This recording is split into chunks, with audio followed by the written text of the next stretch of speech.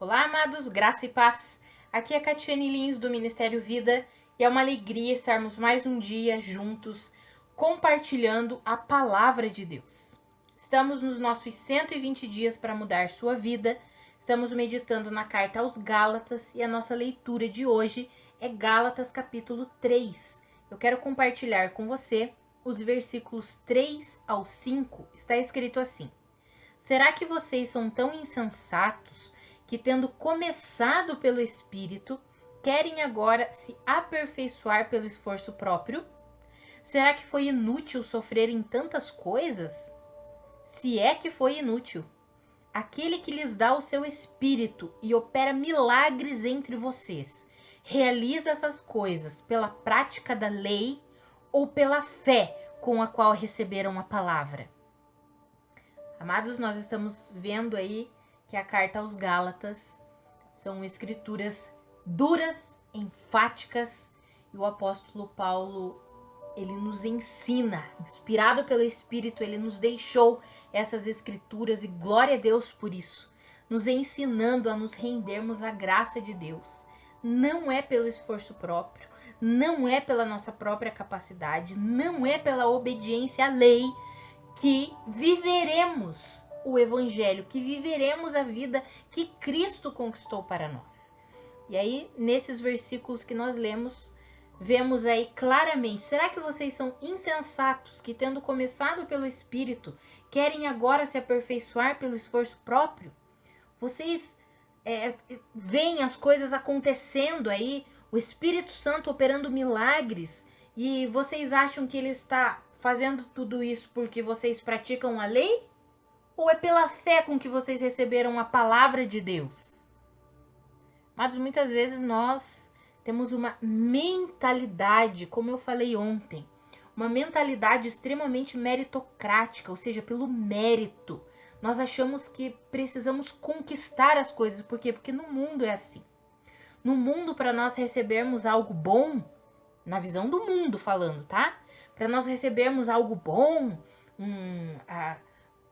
no trabalho, por exemplo, para nós ganharmos uma posição melhor, eu tenho que merecer, eu tenho que fazer por merecer. Essa é a estrutura que governa o mundo. E aí nós trazemos essa estrutura para a igreja, para o evangelho, e achamos que é o mesmo jeito, que é a mesma estrutura. Então nós queremos fazer por merecer. Ah, porque eu oro, porque eu jejuo, porque eu guardo sábado, porque eu isso, porque eu aquilo outro. É aí que eu sou salvo. E aí o apóstolo Paulo vem e diz assim: vocês são insensatos? Que tendo começado pelo Espírito, querem agora se aperfeiçoar pelo esforço próprio? Aquele que lhes dá o seu Espírito e que opera milagres entre vocês, ele realiza essas coisas pela prática da lei ou pela fé com a qual receberam a palavra? E aí ele vem na continuidade aqui do capítulo 3 e ele vai falar, ele vai dar o exemplo de Abraão. E ele diz assim: olha, Abraão creu e isso lhe foi acreditado como justiça. Vocês precisam agir como Abraão. É pela fé. É pela fé. Não é praticando as coisas da lei. No versículo 10, ele é bem duro, enfático. Ele diz assim: já os que se apoiam na prática da lei estão debaixo de maldição, pois está escrito: maldito todo aquele que não persiste em praticar todas as coisas escritas no livro da lei. É evidente que diante de Deus ninguém é justificado pela lei, pois o justo viverá pela fé. A lei não é baseada na fé. Amados, essas escrituras são claras. E aqui muitas vezes, mas eu não vivo debaixo da lei de Moisés. Mas essa mentalidade meritocrática, essa estrutura mental que acompanha muitas vezes os cristãos é que precisa ser jogado fora. Mas a lei de Moisés teve um propósito e nós vimos isso quando estudamos a carta aos Romanos. Não foi trazer a justiça de Deus e produzir vida. A lei teve o propósito de colocar todos debaixo do juízo de Deus para que Deus exercesse misericórdia para com todos. A lei teve um propósito de tornar o homem consciente do pecado. Pois se não tivesse a lei, o homem não saberia o que era pecado. Mas o evangelho tem o propósito de justificar o homem por causa da obra de justiça realizada por Cristo Jesus. O evangelho tem o propósito de vivificar o homem, dar uma nova vida ao homem, uma nova natureza ao homem. Quando nós estudarmos a carta aos Efésios, nós veremos, porque nós éramos, por natureza, merecedores da ira de Deus, mas glória a Deus por Cristo Jesus, que se tornou maldição em nosso lugar, para que nós pudéssemos receber o que? Salvação.